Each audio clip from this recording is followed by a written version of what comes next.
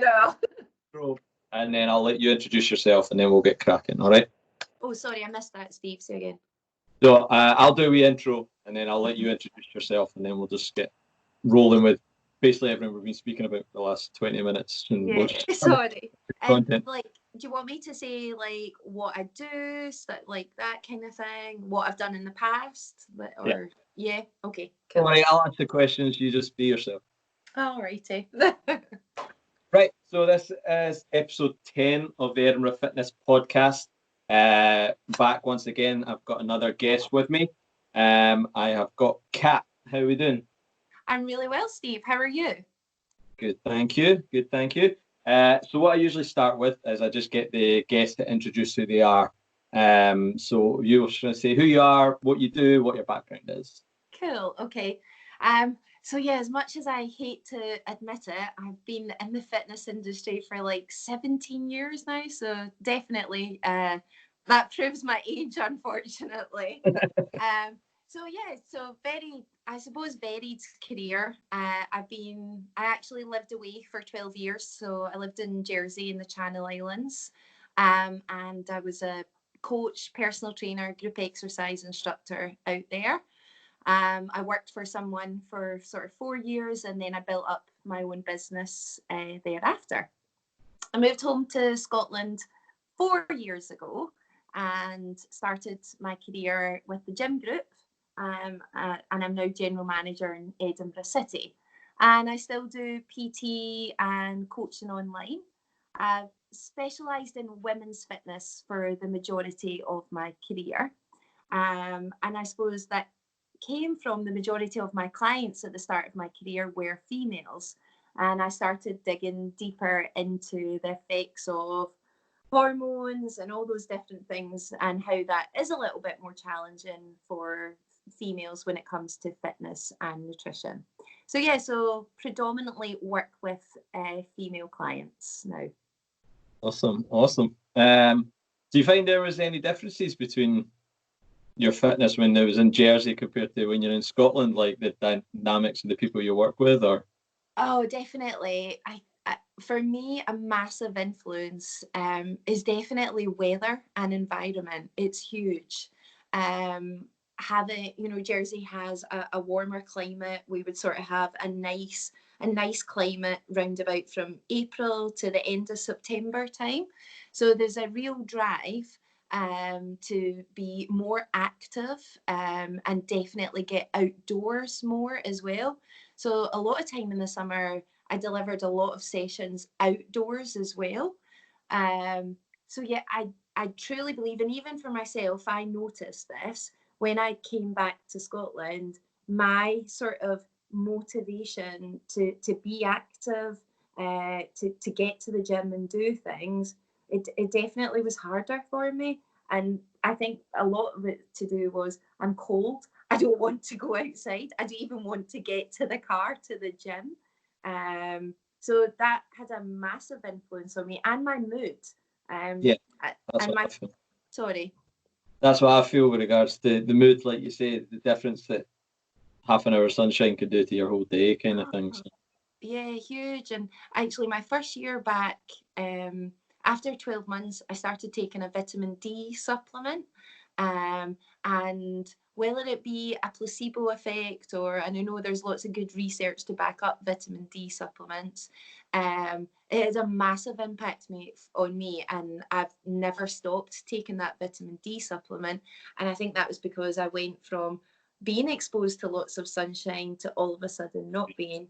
As soon as we get sunshine here, I am outdoors so that I get exposed to it as well. Trust me.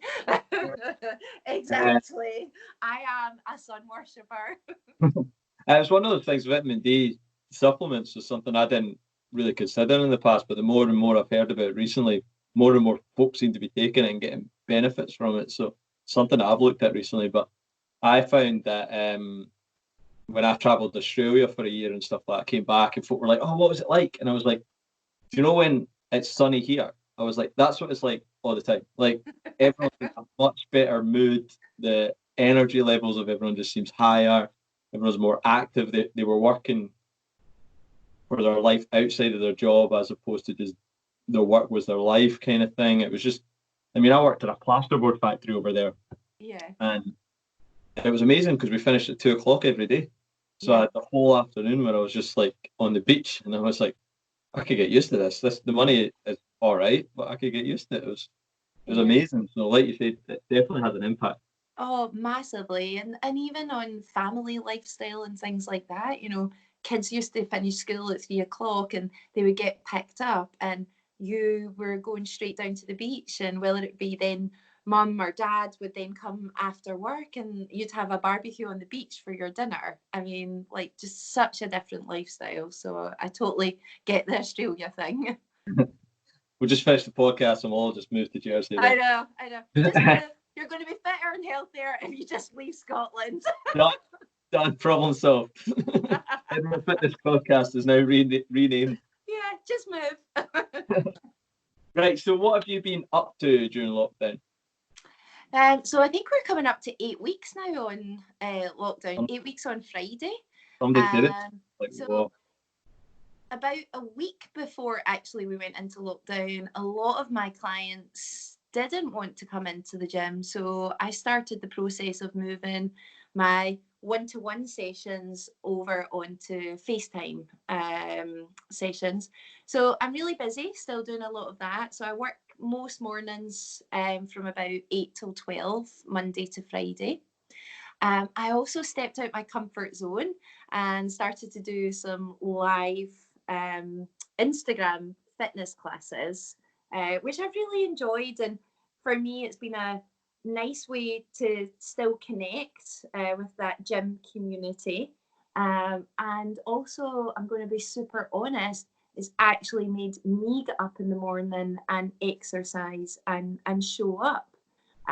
So part of it I maybe did for selfish reasons, because that first week that we were all furloughed, although I was doing my one-to-one sessions, I really wasn't doing anything myself. So I made the decision to commit to provide the classes, and also for me to show up every morning and actually do something. I'm going to be, again, super honest in that I like going to the gym. I like exercising outside the house. I like my home to be where I come to de-stress and relax. And now it's became my place of work, my place of exercise, and that sort of de-stress relaxation, and kind of try to separate it. Yeah, my mum works in a bank and she's just been given the laptop to work from home. And Yeah. she's not enjoying it because she says my work's my work and my home's my home. She says Yeah. now I need to sit at a laptop in my home and do work, and she's just got to learn to adapt it, but it's something she's not looking forward to. But like you say, that kind of accountability of having a time and a place that you have to do something makes a difference. And when I spoke to Erin on the last podcast, we spoke about positivity. She was doing daily online videos on Instagram just about positivity and trying to lift people's spirits. Yeah. And she said the exact same thing. It was, she'd done it just to try and help people, but it was an accountability to herself that she couldn't go in these videos and kind of not be upbeat. So she was finding ways to get herself positive. Then she would get good feedback from the videos, which would make her feel good. So then she would do the next one, and it's that kind of knock-on effect. And it's the same with the live videos. Is you've got the accountability there for you to do it, but then you'll get feedback because it's great and it makes you feel good, and then it keeps snowballing. So yeah, definitely, it's just that little cycle, isn't it? And people saying, oh, it's great, it's getting me up every day, it's keeping me positive. And yeah, you really feel that you're giving back to people, and like that's sort of the only way I can do that at the moment. So no, but I must admit, outside my comfort zone at first, but I'm enjoying it, and it's weird. I do feel like I'm still standing in front of a class, like in a studio, so it's cool. So the magic happens outside the comfort zone, doesn't it? Yeah, I don't know how my neighbours feel about it, because I do it outdoors and I'm quite loud. So thankfully they're a wee bit away from it, so All we've the got a houses big will go up garden. for sale after. Yeah. Well, they could be worse noises though. Exactly. Maybe I'll motivate them. I don't know. I'm scared to ask them in case they complain. So one of the reasons I got you on the podcast was because you came and spoke to our team, and they took something massive away from what you're speaking about, and it was kind of the habits, building habits, and the value of habits and stuff like that. So what kind of got you interested in that in the first place, kind of understanding habits and stuff? Yeah, so actually, I think I really got into it when I came back to Scotland, because I know I touched upon it briefly there, but that first year that I was home, I suppose I was adapting to a whole new life as well after being away for 12 years. But all of a sudden, everything I had previously done, all my pre-existing habits were now out, they were gone. I didn't have them anymore. And it was something I'd never really had to think about before. So I started, well, I sort of got into reading and self-development, which I've always been into. But all of a sudden, I had to try and find a new life for myself.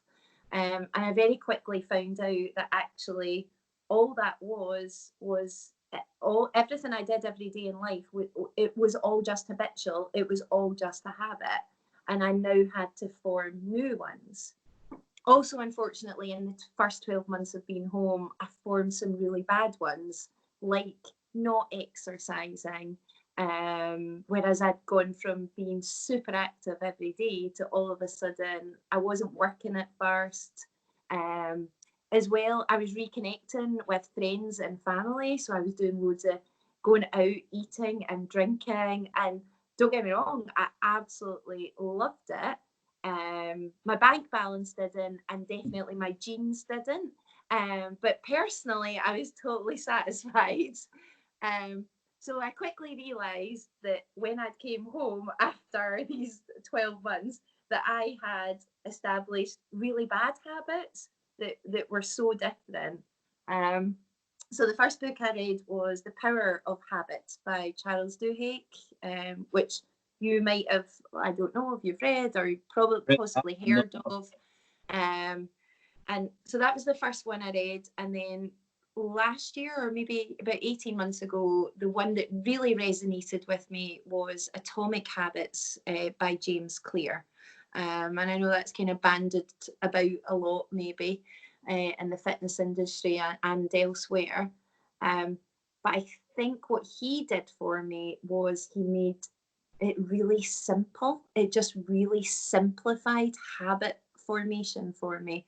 And he's very much about the 1% change. Yeah. It's about those marginal gains. And it's not actually, it's not about your goals. It's about the systems you have to achieve those goals. Yeah.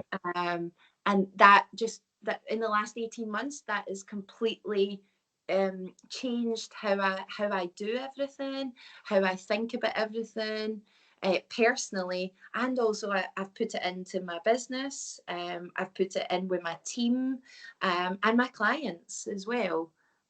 So yeah, I thoroughly recommend Atomic Habits by James Clear.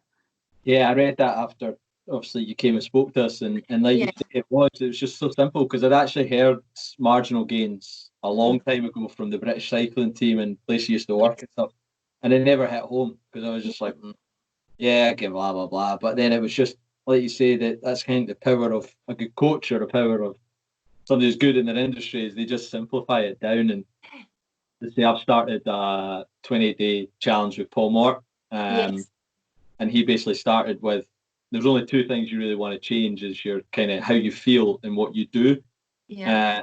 And he says both of them you create like what's in front of you, and the way you feel is created on your habits. And like you say, whether it's negative habits or positive habits, you create them. Yeah. And understanding that and then going about building the habits you want, which will make such a difference to you. So it's Yeah. big. So where do you think people tend to go wrong when it comes to their habit building?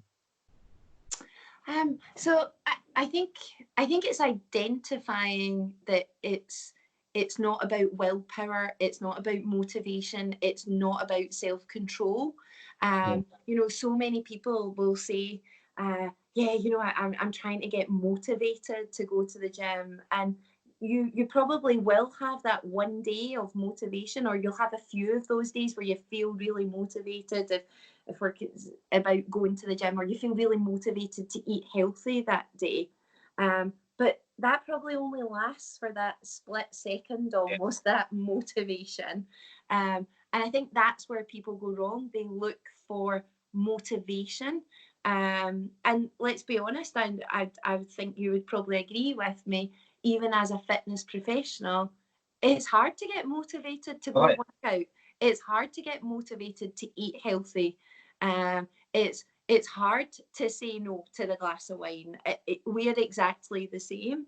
And I suppose people who are successful at maintaining that, it's about those systems and those habits. So people need to stop looking for motivation and willpower and self-control. They actually need to start building a system that allows them to execute those things, so that when you need to activate self-control, you've got your system in place and you know how to do that. There's one story in the book that really resonated with me. It was a lady who wanted to lose £100, and what she started to do was say to herself, I am a healthy person. A healthy person would make this choice. So she started to identify with the person that she wanted to be. It's a bit like saying, if someone offers you a cigarette and you've maybe just quit, if you say, oh, I'm trying to quit, you're still trying. But if you turn around and say, I don't smoke, you all of a sudden have become a non-smoker. So it's about identifying, I think, with the person that you want to become. Yeah, we look a lot more on what we don't want to be as opposed to what we do want to be. And again, looking at what we do want to be creates a positive mindset, and it's that's more likely to stick with it than what you don't want to be. One of the things I learned as well was Dr. John Martini was speaking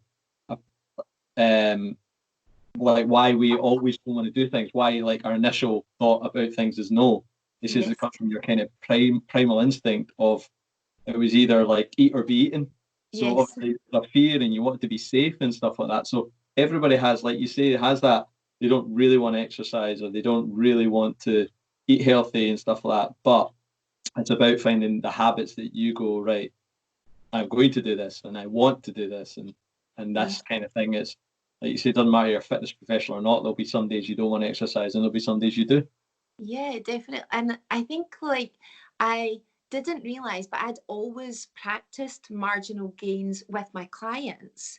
And it wasn't until sort of I read about it and it got a term, and then the atomic habits, the 1% thing, that it actually all clicked into place, that I already did this in my life and I actually already did it with my clients. Like, if I work with someone initially, I'll get them to keep, if weight loss is the goal, I'll get them to keep a food diary for a week. I won't interfere. I'll tell them to be totally honest. And I take that food diary away and I go, okay, so we are going to change one thing on this food diary and you're going to keep practicing that one change for a while. And slowly but surely, we sort of make the changes that need to be done. But I'm not one of, and I'm really against, and that I think you're probably the same as me, in that people give people a diet sheet and say eat this and eat that at this time and blah blah blah, and that's never going to happen. Whereas if we make that little one change, whether it be you're not having the packet of crisps at night time anymore, like all of a sudden they don't identify with, oh, at 9 o'clock I sit down to watch the TV and I eat a packet of crisps. That habit goes away. And that kind of hit home with me when in the book as well, when they spoke about that late night snacking, and it was like identifying that you're doing it.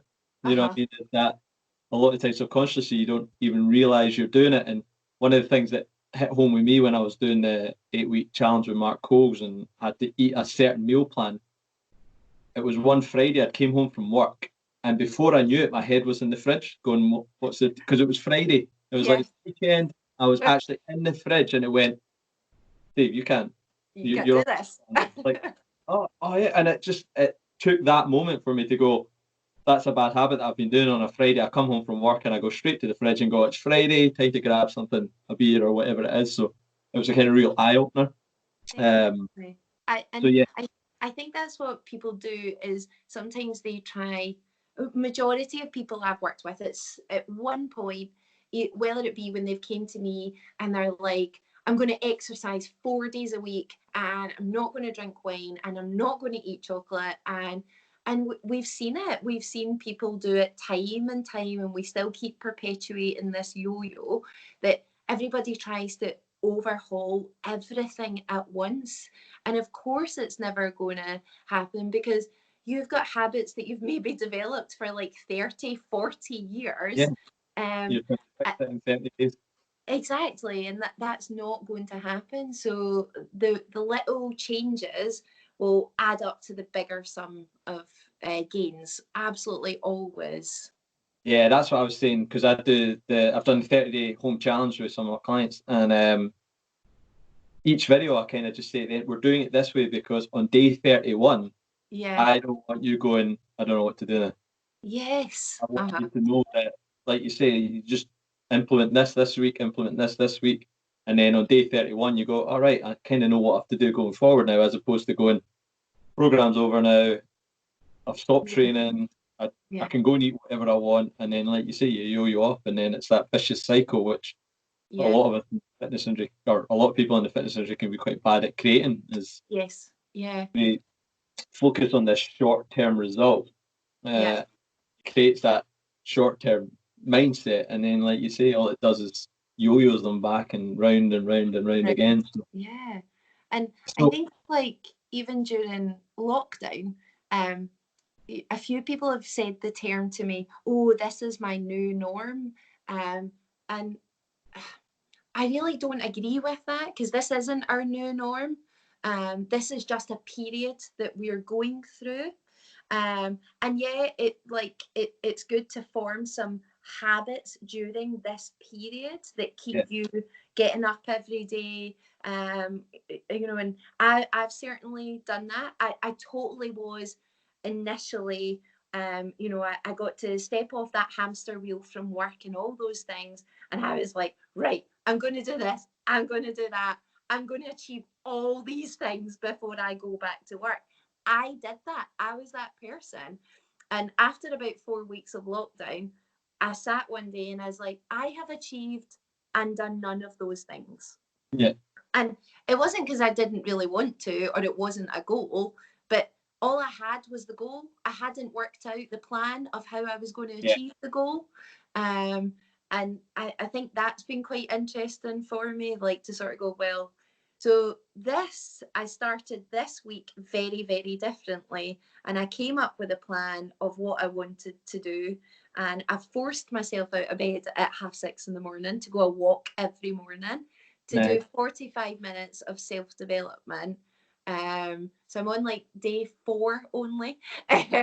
But this is now becoming my new habit. So I just need to keep repeating that system. And again, I've just decided that out of all the things I wanted to do, that was the one thing that I sometimes lack when I'm at work, that time to do that. So that's what I want to now get out of my lockdown period. Yeah, 100%. I'm the exact same. I think I'm probably, hopefully when I go back to work and that, I think folk will see that I'm probably in a much better situation than I was because I didn't give myself that time. Yeah. Everything else going on with my family and that, I'm trying to appreciate that more as well. But I think when lockdown initially happened, there was kind of two types of people, weren't there? There was, like you say, the ones that kind of everything stopped, and then the ones that went, oh, I'm just going to keep my routine the exact same, and I'm just going to do everything I've done. And neither was realistic, really. You had to find the habits and the routine that worked. And like you say, it took me probably, I think I changed my habit about 3 weeks straight. I was like, I'm going to do this. And then I was like, that didn't work. I'm going to do that. No, that didn't work. And then eventually, here we are, 8 weeks in, I'm like, I think I finally got this lockdown thing nailed. Like you say, it's about finding what works for you and stuff. So talk me through what kind of habits you've installed in your life before lockdown, and then obviously what you've adapted since lockdown. So. Yeah. So for me, I still found like finding the time to exercise wasn't working for me. Like I just wasn't making that commitment to myself. So I have had a personal trainer now for the last 12 months, and I do 2 sessions per week. So that was a brand new habit for me that I had to commit to someone else. And it was really nice to hand over the reins to someone else in terms of my fitness and what that plan looked like.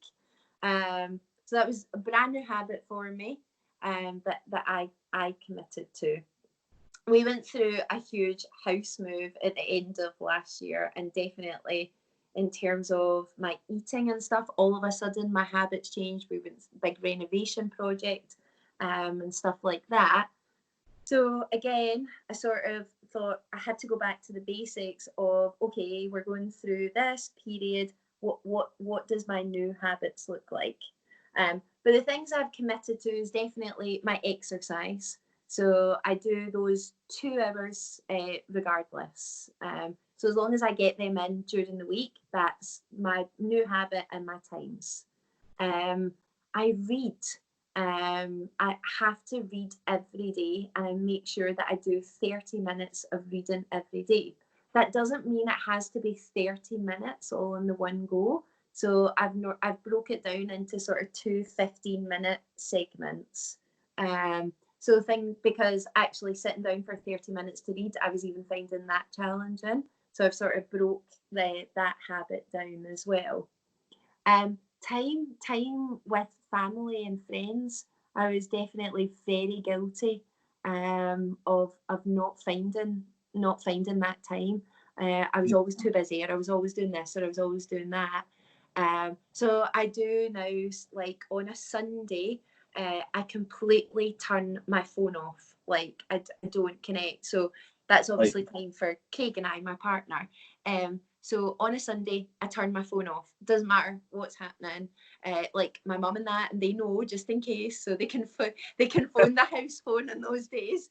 But yeah, so that is a habit that I have stuck to religiously. That I turn my phone off all day on a Sunday.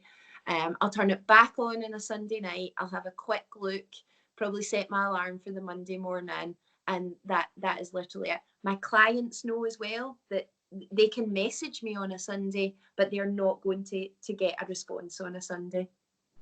Yeah, I think there's something that, again, it's just kind of really hit home recently was, like, well, I always knew that everyone's got the same 24 hours in the day, but it's like how much time you actually have when you create time.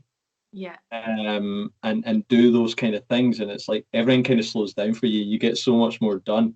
Like I've started a lot more meditation recently, and just giving myself that time to think and listen to what's happening, whether it's 5 minutes or 10 minutes, and it's like, all right, I can get this done, I can get that done, and one of the things that helped me was kind of breaking down the areas of your life. So there was like your body, your relationships, your career, and your business. Yes. And it was like, things that I need to tick off in each box every day. But it's just understanding, as long as I get a wee bit of them, then I can sleep a lot easier and stuff like that. Because, like you say, the reading thing, that just helps me switch off at the end of the night. I read my book and then I'm out.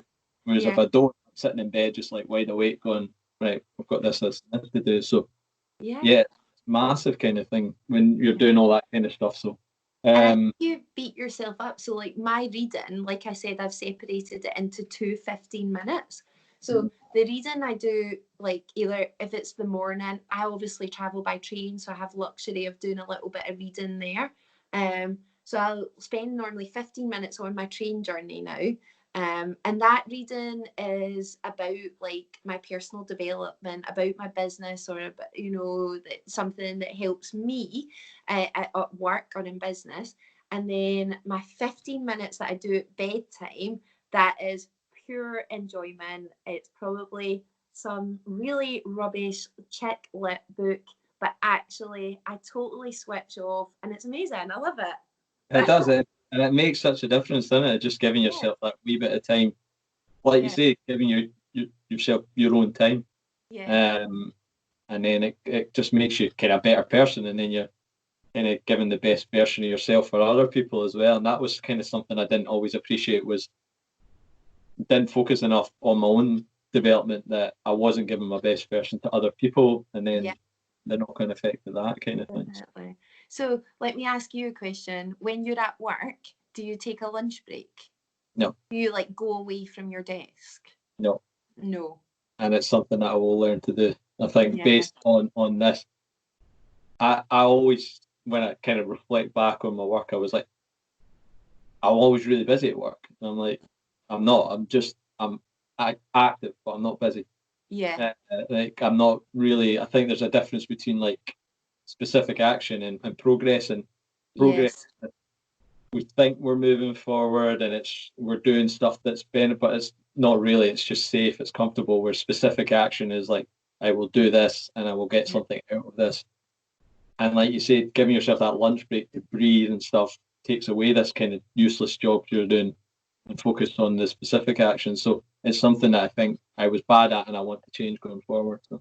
Yeah, I had literally just started it, like sort of just before we shut down, maybe in the last like sort of 2 weeks before we shut down. And I actually would eat my lunch in the club, because more than likely I would bring it with me. So I would eat my lunch in the club, and then I would go out. I would either make a takeaway coffee or buy a takeaway coffee, because that's my treat. That's what I enjoy. I like a nice coffee.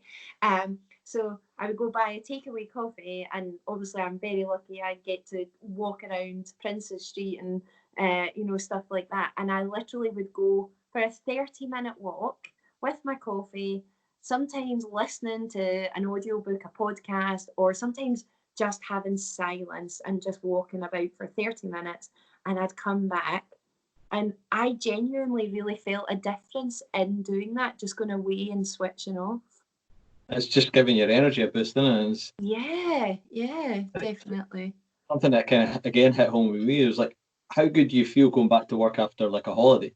Yes. Like, although you might go, oh, I wish I was still on holiday, you go back and you're a bit like, you're chatting about your holiday, you're energized, and it's like, that 30 minutes is just a smaller version of that you're giving yourself in the day. And it's like, as I said, that's something I don't do, but it's something I do want to do going forward, because it makes a massive difference.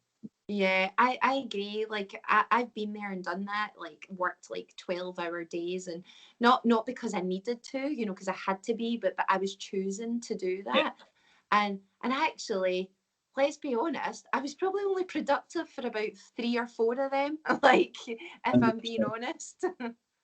Yeah, like we create busyness for ourselves, which we don't have to. And that was one of the good things Madeline and Karen done for me, was like, especially when I was a single guy, it was like, oh, I don't need to go home, I can be here 12 hours. Yes. Now it's like, oh, hang on, like, I don't want to be here 12 hours. I'm getting this work done and I'm getting out of here. Having that balance and understanding that better just clears up your head a lot more. So and actually, a lot of it would have been a habit, working. And if you didn't work those 12 hours per day, all of a sudden you would feel guilty that you hadn't put in a full shift. And all it was habitual. So it was. 100%.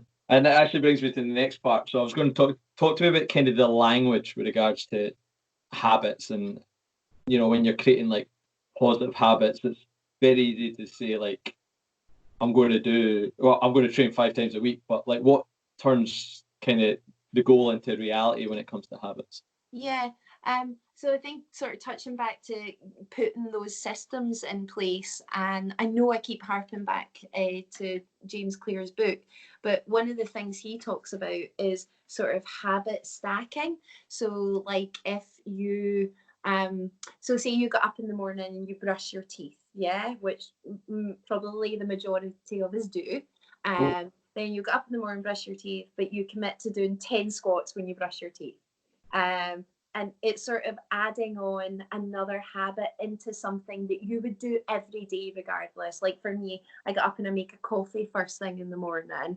Now when I make my coffee first thing in the morning, I commit to doing something else. So like for me, when I make my coffee first thing in the morning, that is when I put on my social media post that day, because I consistently post to social media because it's good for my business.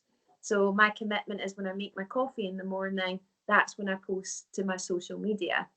Because before I did that, I used to not consistently post on social media. And like in a world that's full of social media, whether we like it or not, for our businesses, that is a huge platform.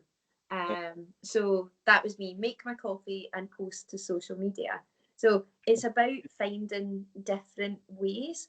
Also, as well, like I think you need to think about what what's your cue for that habit. So like when you get, if you're someone who's maybe trying to cut back on alcohol, if you surround yourself in social situations with friends who drink all the time, I'm not telling you to cut friends out your life, but like if you surround yourself, you know, you maybe need to sort of cut yourself away from some of those social situations to form your new habit.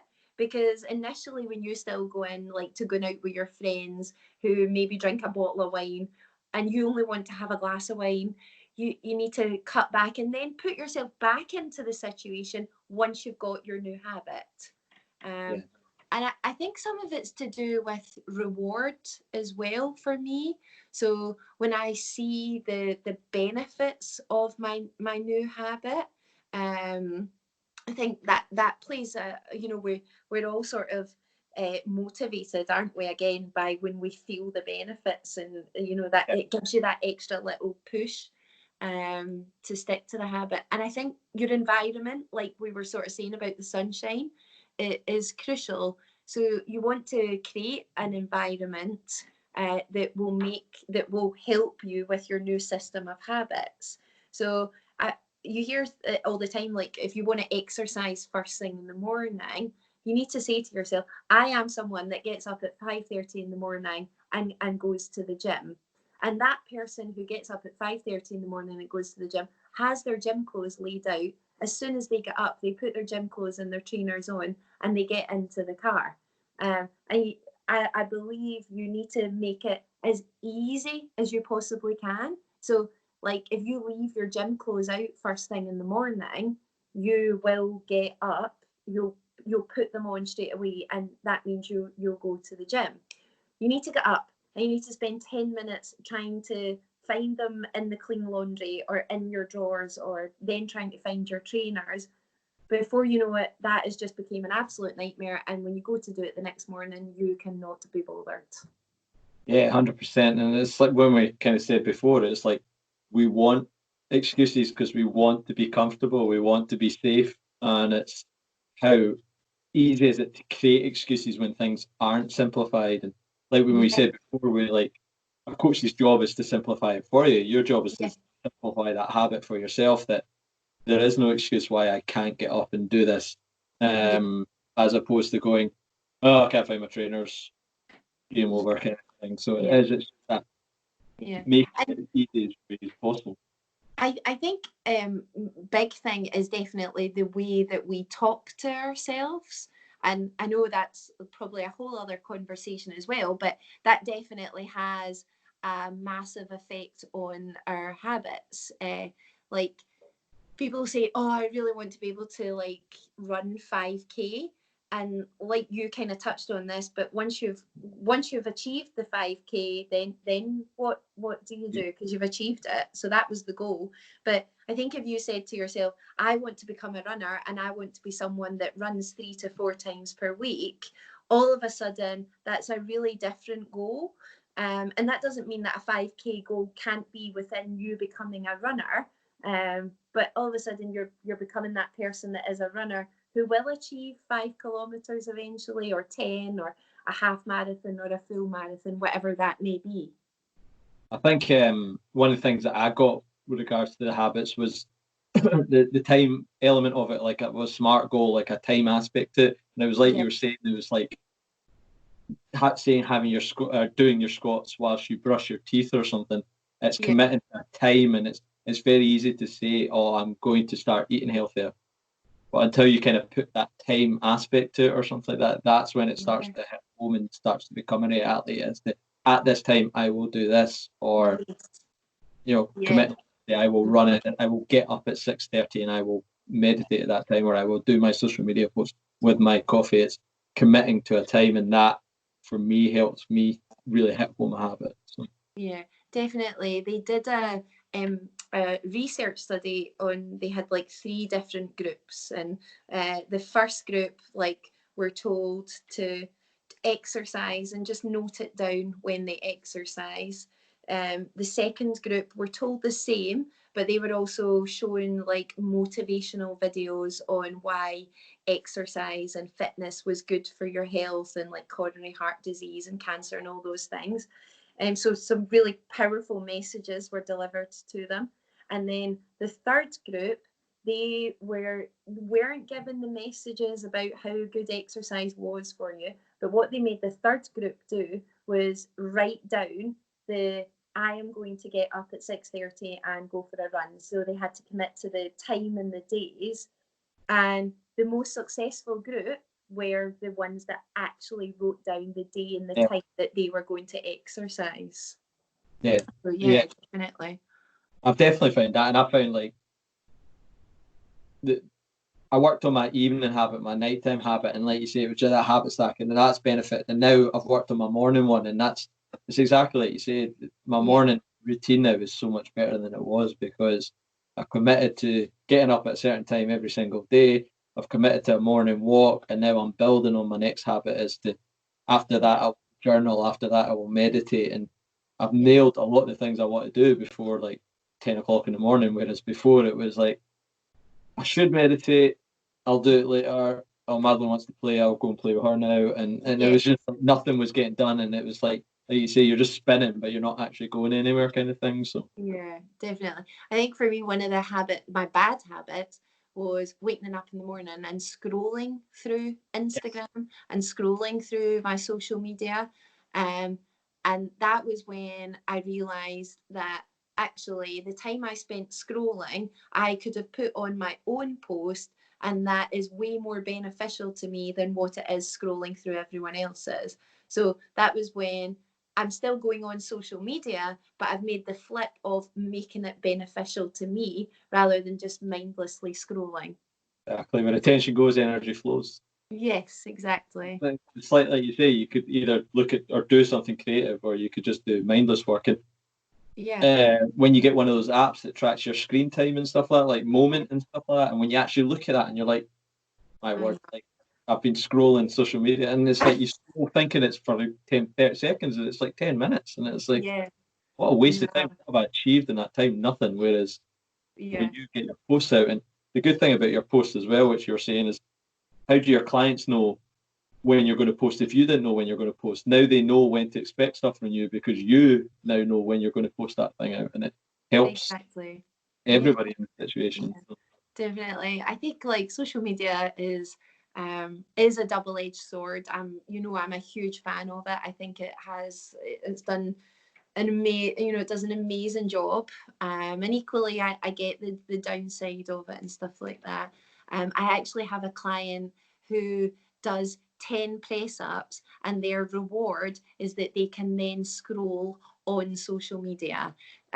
So that, yeah, so they associate doing the 10 press ups with then getting to like scroll on social media for a little while. So I suppose again that's a great habit they've established. Well, I've done that. I've wrote a wee book, and I'm going to do it in a minute. And it was kind of that same thing with regards to snacking, Yeah, uh, which is like next time you feel like a snack, so you have to do 10 burpees before the snack. Now I says, don't get this wrong with your earning your stack. It's not like that. It's if you yes, can be arsed to do 10 burpees and then still want the stack, snack. then have the fucking snack. Yeah, If you exactly. can't be arsed to do the 10 burpees, then you're just needlessly snacking.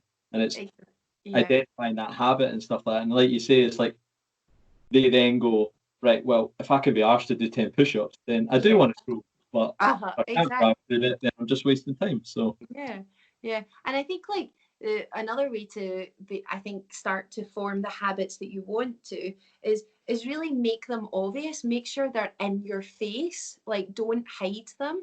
Um, like simple, if you want to eat an apple every day, like make sure the bowl of apples is sitting in your kitchen. Don't hide them in your fridge drawer. And then you have to throw them out 2 weeks later because they've gone bad. Like, so I know that's a really sort of primitive example maybe, but make something obvious. Well, James Clear says that, doesn't he? He says if you want to learn your guitar, put it in the middle of the room. Yeah, exactly. Yeah, you have to knock over it to get to it. Yeah, so it's great. So, right, what we'll do is we'll kind of wrap up there because we've hit 45 minutes, believe it or not. Okay, wow. I know I can talk a lot. Yeah, I like to keep them not too long, but obviously, thank you very much for coming. Before you go, can you just give people a wee heads up where they can find you, what more information they can get from you, stuff like that? Yeah, absolutely. So you can find me on Instagram and Facebook, Coaching by Kat. Instagram is definitely where I do my live classes. So if you're in lockdown and you're looking for a little bit of inspiration or just that little motivation, I don't even mind if you just watch it at first from the sofa and then eventually get up and join me. But yeah, so find me on Instagram, Coaching by Kat. Excellent. And not just blow the smoke there, but I think definitely for women, like your page is really good for empowering women and kind of giving them confidence and stuff like that. And that's kind of one of the reasons I wanted you on. So definitely, if anyone's listening, I think it's good to follow because you kind of pick people up and stuff like that, and not pulling other people down, and it's good that kind of way. So that'll wrap up episode 10. So thank you very much for everyone that's listened. Please like and share the podcast, and then we'll keep them going. So we'll stop this one here.